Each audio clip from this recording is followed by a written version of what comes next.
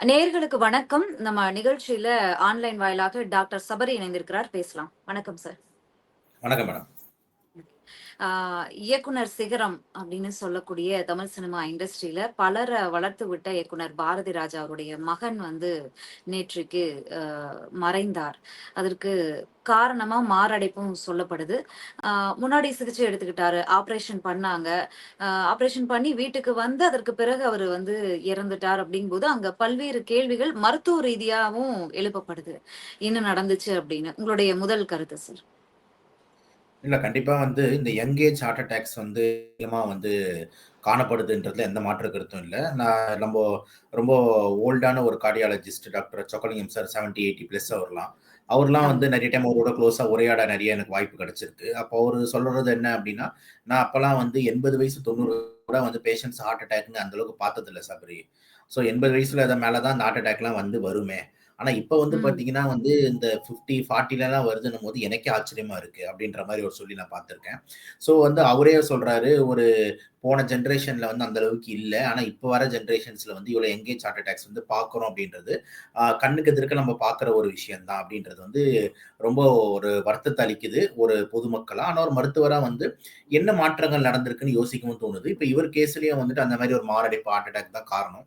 ம். என்னன்னா, இந்த இடத்துல ஒரு டிபேட்டபிள் விஷயம் என்ன அப்டின்னா வந்து, இப்ப தானே ஆப்பரேஷன் பண்ணாரு. 1 வாரத்துக்கு முன்னாடி ஆப்பரேஷன் பண்ணியிருக்காரு. ஆமா. அதுக்கப்புறம் வந்துட்டு இப்ப இறந்துட்டாரு. அப்புறம் ஆப்பரேஷன் எதுக்கு பண்ணீங்க? இந்த மாரிலாம் பல விவாதங்கள் வந்து வந்து பல பேர் கேள்வி கேட்கறாங்க. ஸோ ஆப்பரேஷன்னும்போது என்ன ஆப்பரேஷன் பண்ணாங்க அப்டின்ற மாரி ஒரு விஷயம். ஃபர்ஸ்ட் அவங்க பண்ண ஆப்பரேஷன் வந்து பைபாஸ் ஆப்பரேஷன். பைபாஸ் சர்ஜரின்னு ஓகே. சொல்லுவாங்க. ஓகே. இது வந்து நம்மளுக்கு தெரியும். நம்ம அமைச்சர் செந்தில் பாலாஜி அவருக்கு கூட வந்து இந்த சிஏபிஜி பைபாஸ் பண்ணாங்க அப்படின்னு.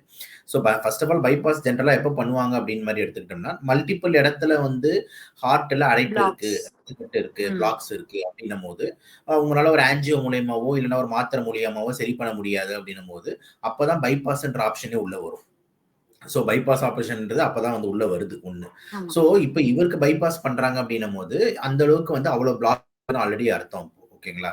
ஸோ இந்த பைபாஸ்க்கு முன்னாடி வந்து பார்த்தீங்கன்னா, அவரோட ஹார்ட்டோட ஃபங்ஷன் எப்படி இருந்ததுன்னு நம்மளுக்கு தெரியாது. சில பேருக்கு வந்து ஹார்ட் கொஞ்சம் பலவீனமா இருக்கும். ஓகேங்களா? பைபாஸ் தான் வேற வழி இல்லாம ஆப்ஷனா இருக்கும். அப்படி ம். பைபாஸ் பண்ணலாம். அப்படி பைபாஸ் பண்ணி முடிச்சதுக்கு அப்புறமும் வந்துட்டு அதோட சக்சஸ் ரேட் வந்துட்டு அவருக்கு வந்து கொஞ்சம் ஒத்து வராம இருக்கலாம். ஸோ இது வந்து கேஸ் டு கேஸ் வந்து வேரி ஆகும். எவ்வளவு பேர் பைபாஸ் பண்ணிட்டு பல வருடங்களா நல்லா இருக்கிற கேஸும் இருக்காங்க. சில பேர் ஹார்ட் ஆல்ரெடி பிளாக்கா வந்து நிறைய மல்டிபிள் பிளாக்ஸ் இருக்கு. ஹார்ட் கொஞ்சம் ஆல்ரெடி பலவீனமா இருக்கு. ஹார்ட் ஃபெயிலியர்ல இருக்குன்னும் போது, அப்ப வந்து நம்ம என்னதான் பைபாஸ் பண்ணாலும் சில நேரத்துல திருப்பி அட்டாக் வந்து திடீர்னு இறக்கறதுக்கு வாய்ப்பு இருக்கு அப்படின்றது தான் நம்ம பார்வையா இருக்கு.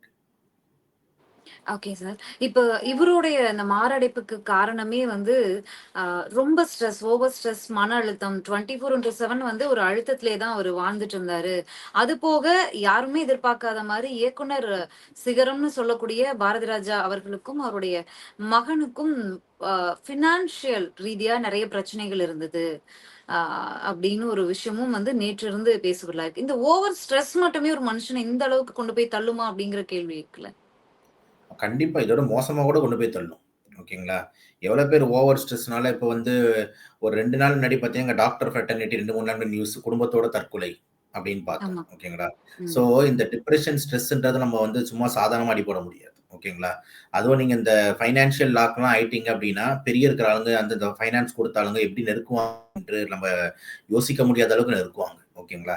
அந்த இடத்துல வந்துட்டு ரொம்ப மோசமான தவறான முடிவு பல பேர் எடுத்திருக்காங்க. ஓகே. ஸோ நான் என்ன சொல்ல வரேன்னா, அந்த ஸ்ட்ரெஸ்ன்றது வந்து ஒரு மனுஷனுக்கு ரொம்ப இம்பார்ட்டன்ட் விஷயம் நிம்மதி. நிம்மதியா தூங்கணும், நிம்மதியா சாப்பிடணும். ஓகேங்களா? அது ரொம்ப ரொம்ப அடிப்படையான விஷயம். அது உங்களுக்கு வந்து கிடைக்கல, அது உங்களுக்கு பண்ண முடியல அப்படின்னும்போது பார்த்தீங்கன்னா, உங்களுக்கு ஸ்ட்ரெஸ் வந்து ரொம்ப ரொம்ப அதிகமாகுது. ஸோ ஸ்ட்ரெஸ் அதிகமாகும்போது என்ன ஆகுதுன்னு பார்த்தீங்கன்னா, பிபி ஏறுது. ஸ்ட்ரெஸ் அதிகமாகும்போது ஏறுது. ஸ்ட்ரெஸ் அதிகமாகும்போது ஃப்ரீ ரேடிக்கல்ஸ் ரொம்ப அதிகமா இருக்கு. அந்த ஃப்ரீ ரேடிக்கல்ஸ் டைரக்ட்டாவே போயிட்டு ஹார்ட் அட்டாக் பண்ணுது, ரத்த குழாய் அட்டாக் பண்ணுது, பிரெயின் அட்டாக் எல்லா உறுப்பு அட்டாக் பண்ணுது. அப்ப உறுப்புகள்லாம் செயலிழக்குது, ஏஜிங் ஆகுது. ஸோ இளம் வயசுலயே வயசான மாரி ஒரு தோற்றம் ஏற்படுது. ஏன்னா வந்து அந்த மன நிம்மதி இல்லாததுனால. ஓகேங்களா?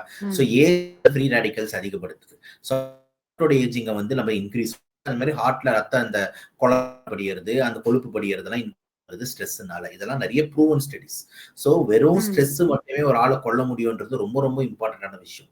ஸோ அத கூட சேர்ந்து ம். அதர் ஃபேக்டர்ஸ் இணை நோய்கள் என்ன இருக்கு? அவருக்கு சுகர் பிரஷர் இருந்ததா? சுகர் இருக்குன்ற மாரி சொல்றாங்க. அன்கண்ட்ரோல் சுகர்ன்றாங்க. அதுக்கப்புறம் ஆ. வந்துட்டு அதுக்கப்புறம் வந்து அவரோட லைஃப் ஸ்டைலு, பேட் ஹேபிட்ஸ் ஏதாவது இருக்கா? இது எல்லாமே வந்து கான்ட்ரிபியூட் பண்ணுது. ஓகேங்களா? 10 விழுக்காடு எல்லாம் கான்ட்ரிபியூட் பண்ணுது. ஸ்ட்ரெஸ்ன்றது பிரைமரி ஒரு 50 இம்பார்ட்டன்ட் ஃபேக்டரா இருக்கு. ஓகேங்களா? காலகட்டத்துக்கும் இந்த காலகட்டத்துக்கும் ஒரு பெரிய வித்தியாசத்தை நான் பார்க்குறேன். எல்லாருமே வந்து பார்த்தீங்கன்னா வந்து ஒரு ஸ்ட்ரெஸ்ஃபுல் லைஃப்ல வாழ்ந்துகிட்டு இருக்கோம். ஓகேங்களா? ஏன்னா எல்லாருக்கும் ஒரு டார்கெட் வருது. எல்லாருக்கும் வந்து பார்த்தீங்கன்னா, அந்த டார்கெட்ட செயல்படுத்தணுன்ற மாரி ஓடுறோம். இவ்வளவு சம்பாதிக்கணும்னு ஓடுறோம். இஎம்ஐ கடன் கட்டணும்னு ஓடுறோம். லோன் கட்டணும்னு ஓடுறோம். பசங்கள படிக்க வைக்கிறதுக்கு ஒரு காசு செலவு பண்ணணும்னு ஓடுறோம்னும் போது, அந்த காசுக்கு பின்னாடி எல்லாரையும் வந்து ஒரு டிரைவிங் ஃபோர்ஸா மாறிடுச்சு. அந்த காலத்துல வந்து பார்த்தீங்கன்னா வந்துட்டு எல்லாரும் விவசாயிக்கு போவோம்.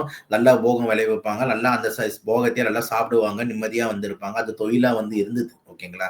ஆனா இப்ப வந்து பார்த்தீங்கன்னா, ப்ரொஃபஷனே வந்து பார்த்தீங்கன்னா வந்து இந்த மாரி ப்ரொஃபஷன்ல இருந்தா தான் ப்ரொஃபஷன் அப்படின்ற மாரி ஒரு மைண்ட் செட்டுக்கு தள்ளப்பட்டுட்டோம். அப்படி தள்ளப்பட்டு நம்மளே ஒரு ஸ்ட்ரெஸ் வலைக்குள்ள மாட்டிக்கிட்டோம் அப்படின்றது தான் நம்மளோட பார்வையா இருக்கு. ஸோ கண்டிப்பா ஸ்ட்ரெஸ்ன்றது வந்து முக்கியமான ஃபேக்டர்ன்றதுல எந்த மாற்று கருத்தும் இல்லை. ஓகே.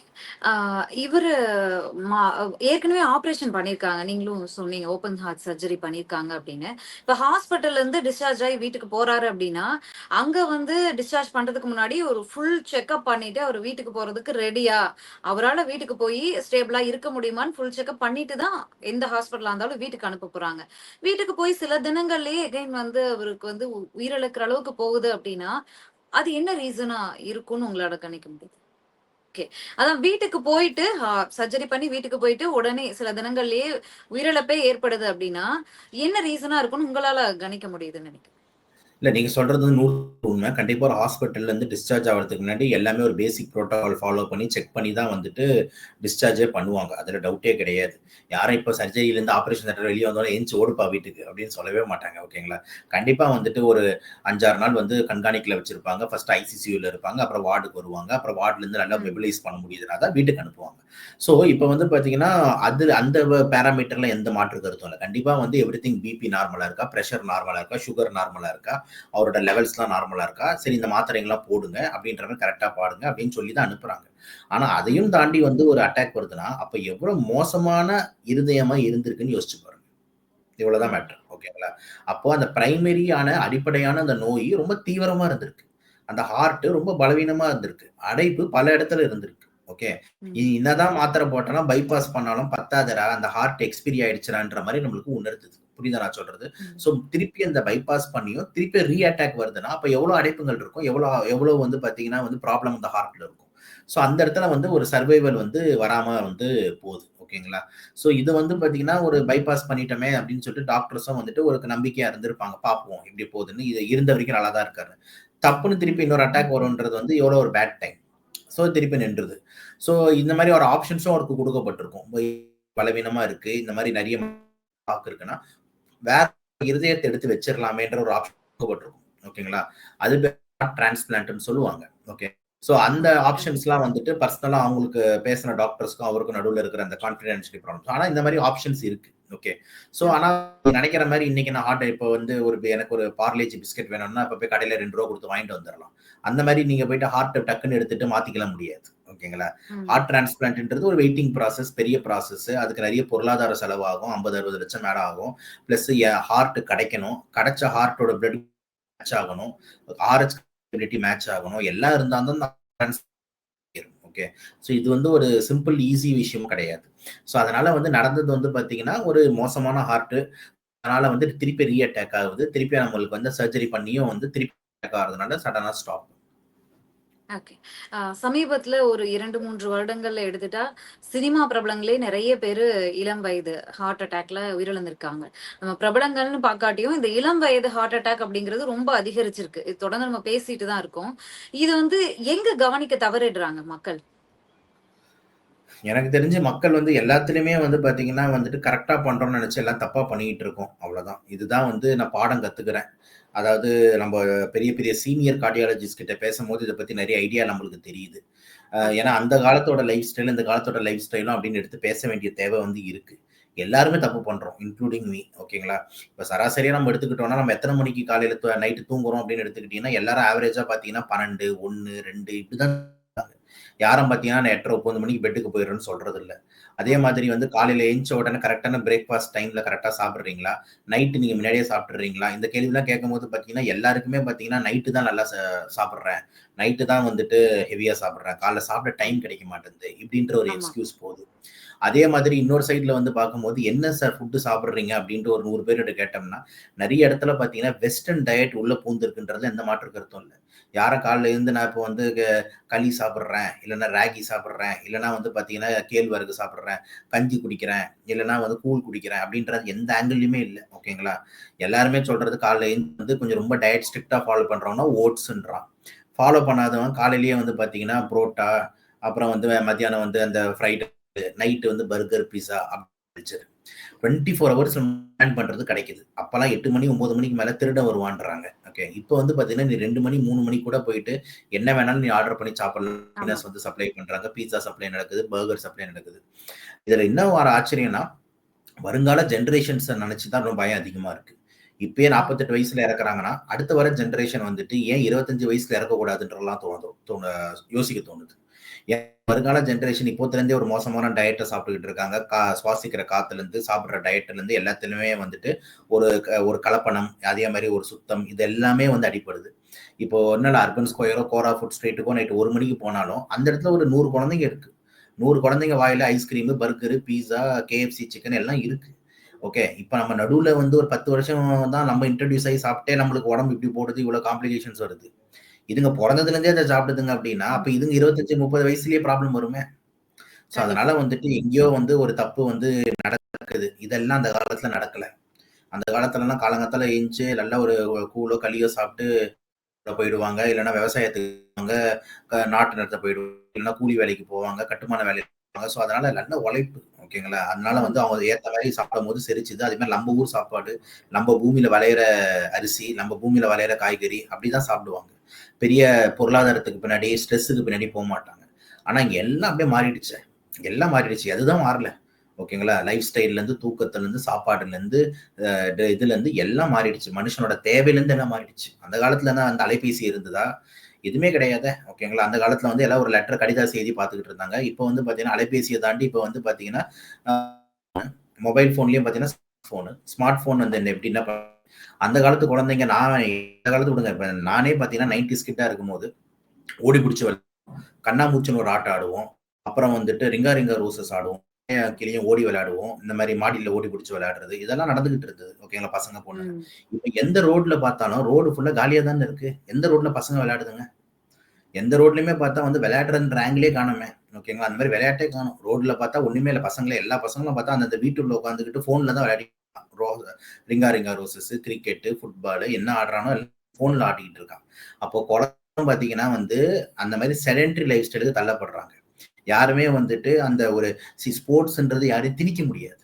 நீ இப்ப ம். கிரிக்கெட் டெய்லி கோச்சிங் போ. அப்படி அந்த காலத்துல விளையாட்டே அப்படிதான் இருந்தது. நம்ம மாடிப்படி 100 வாட்டி ஓடுவோம், இறங்குவோம், ஓடுவோம் அப்படிதானே சொல்றது. ஸோ அந்த மாரி ம். இருக்கும்போது வந்துட்டு உடம்பாவே ஒரு ஆக்டிவ் லைஃப் ஸ்டைல் இருந்தது. இப்ப பார்த்தா நெறைய குழந்தைங்க பெரிய தொப்பைய வச்சிருக்கான். பின்னாடி வெயிட் நல்லா போடுது. ஓகே. யாரும் ஸ்கிரீன் பண்றது இல்ல. சைல்ட்ஹுட் ஒபிசிட்டி வருது. அவனுக்கு எந்த ப்ராப்ளம் இருக்குன்னு யாருக்கும் தெரியாது. ஓகேங்களா? அம்மாங்கலாம் சந்தோஷமா இருக்காங்க. "பாத்தியா பையன் கொழு கொழுன்னு இருக்கான். அழகா இருக்கான்." அப்படின்ற மாரி நெனைக்கிறாங்க. சில குழந்தைங்க ஒல்லியா இருந்தாலும், அந்த குழந்தைக்கு வந்து ரத்தத்துல எவ்வளவு கொலஸ்ட்ரால் இருக்கு, இது இருக்குன்னு எதுவுமே தெரியாது. ஸோ இதெல்லாம் வந்துட்டு நம்மளுக்கு எப்ப தெரியும்னா, மேபி ஒரு 20 வருஷத்துக்கு அப்புறம் வந்து இந்த மாரி ஏன் ஹார்ட் அட்டாக் இப்ப 20 வயசுலயே வருது அப்படின்னு சொல்லிட்டு என்ன மாரி இன்னொரு ம். டாக்டர் உட்காந்து பேசிட்டு இருக்கலாம். ஓகே. அப்பதான் இதெல்லாம் வெளிப்படுமே தவிர, இப்ப வந்து நம்ம வந்து ஒரு இந்த மாரி போது அப்படின்ற ஒரு அவேர்னஸ் மற்றும் அலர்ட் தான் நம்ம குடுக்க முடியும். ஓகே. சமீபத்தில செய்திகள்ல பார்க்க முடிஞ்சது, செயற்கை இதயம் வந்து தயாரித்திருக்காங்க. அ அத பொருத்தி பார்த்து சோதனை பண்றாங்க அப்படின்னு சொல்லி. இதுக்கெல்லாம் வாய்ப்பு இருக்கா சார்? ஏன் வாய்ப்பில்ல? சயின்ஸ்ல எல்லாமே வாய்ப்பு இருக்கு. ஓகேங்களா? ஸோ டெஃபினெட்லி வந்து பார்த்தீங்கன்னா, ஒவ்வொரு நாளும் வந்துட்டு எல்லா சயின்டிஸ்ட் அதே மாரி இன்வெஸ்டர்ஸ் பெரிய பெரிய கம்பெனி வந்து பார்த்தீங்கன்னா, ஏதாவது ஒரு நியூ இன்வென்ஷன் வந்து மக்களுக்கு யூஸ் ஆகுமா? அப்படின்ற ஒரு நோக்கத்துல வந்து கண்டுபிடிக்கிறாங்க. ஓகே. அதுல ஒரு சில பேர் நம்ம நல்ல ஜென்யூனா கண்டுபிடிப்பாங்க. ஒரு சில பேர் வந்துட்டு கண்டுபிடிச்சத வந்து அத எப்படி பொருளாதாரமா மாத்துறது லாப நோக்கத்துக்காக அத வந்து வாங்குவாங்க. இதுதான் இயற்கை. ஓகே. எதுவா இருந்தாலும் ம். வந்து சயின்டிஸ்ட் கண்டுபிடிக்கிறவனுக்கு ஒண்ணும் பெருசா கிடைக்காது. ஓகே. ஆனா அத வாங்கி அத மார்க்கெட்டிங் பண்றவங்க வந்து பாத்தீங்கன்னா, தே வில் டேக் இட் இதுதான் இயற்கை. ஸோ அதனால வந்துட்டு இந்த செயற்கை இருதயமா இருக்கட்டும், அதே மாரி செயற்கை சிறுநீரா இருக்கட்டும், இது எல்லாமே வந்து பாத்தீங்கன்னா வந்து ஆல்ரெடி இருக்கு. ஆனா வந்து உடம்புல வைக்காம வெளிய அந்த வேலைய செய்யும். இப்ப செயற்கை ம். இருதயம் அப்படின்றது வந்து பாத்தீங்கன்னா வந்துட்டு கண்டிப்பா வெளியவே வந்து பம்ப் பண்ணி அனுப்புறதுக்கான ஃபெசிலிட்டி. செயற்கை நுரையீரல் செய்யற வேலையை எக்மோன்ற ஒரு கருவி செய்யுது. செயற்கை ம். ம். சிறுநீரக கிட்னி பண்ற வேலையை வந்து டயாலிசர் அப்படின்னு சொல்லிட்டு டயாலிசிஸ் பண்றாங்க. அது கிட்னி செய்யற வேலையை செய்யுது. இதெல்லாம் செய்யுது. இன்னமே வந்து பாத்தீங்கன்னா வந்து ஏன் உடம்புலயே செலுத்தி அதையே பம்ப் பண்ண வைக்கலாமா அப்படின்றத வந்து பாத்தீங்கன்னா ஒரு இன்வென்ஷன், பெரிய இன்வென்ஷன், நோபல் பிரைஸ் ஓகேங்களா? ஸோ கண்டிப்பா வந்து இதெல்லாம் பண்ணோம். இது வரைக்கும் பாத்தீங்கன்னா எல்லா உறுப்புமே மாற்றப்படுதுல்ல. இன்னொருத்தனோட கிட்னி எடுத்து இன்னொருத்தருக்கு வைக்கிறோம். இன்னொருத்தரோட லிவர் எடுத்து இன்னொருத்தருக்கு வைக்கிறோம். கண் தானம் நடக்குது. கண்ணு ஹார்ட் எடுத்து ஆமா. வைக்கிறாங்க, லங்ஸ் எடுத்து வைக்கிறாங்க. எல்லாத்தையும் மாத்தி வைக்கிறாங்க. ஓகே. இதுவரைக்கும் இப்ப வரைக்கும் மாத்தி வைக்க முடியாத இருக்கிற ஒரே விஷயம் வந்து பார்த்தீங்கன்னா, மூளை மட்டும். ஏன்னா மூளைக்கு வந்து அவ்வளவு கனெக்ஷன்ஸ் இருக்கு. அவ்வளவு trillions and trillions of nerve cells இருக்கு. மூளையும் மாத்தி வச்சுட்டாங்கன்னா அப்புறம் புரியுதா நான் சொல்றது? அப்துல் கலாம் சார் மூளைய எடுத்து நான் வச்சுக்கிறேன். ஸ்ரீவித்யா மேடம் மூளைய எடுத்து நீங்க வச்சுக்கோங்க. அப்படின்ற மாரி சொல்லிடலாம்ல. ஓகே. ஆனா இப்ப வரைக்கும் பார்த்தீங்கன்னா, மட்டும் தான் மாத்தி வைக்க முடியாது. அது எனக்கு தெரிஞ்சு சாத்தியமே கிடையாது. ஆனா அதுக்கும் நெறைய ம். ட்ரையல் அண்ட் ஸ்டடீஸ் நெறைய நடந்துட்டு தான் இருக்கும் ஒரு சைடு. ஓகேங்களா? யாரு ஓகே. பண்ணுவா அப்படின்ட்டு. அதெல்லாம் வந்து இருக்கோம். பட் ஆனா வந்து இப்போதைக்கு கண்டிப்பா செயற்கை இருதயம் இது எல்லாமே பாசிபிள் தான். Okay, okay sir. ஆ மக்கள் வந்து லைஃப் ஸ்டைல்ல ரொம்ப கவனமா இருக்கணும் அப்படிங்கிறத சொல்லியிருக்கீங்க. உங்களோட பிஸி டைம்ல எங்களுக்கு டைம் குடுத்ததுக்கு ரொம்ப நன்றி சார். நன்றி. நன்றி மேடம்.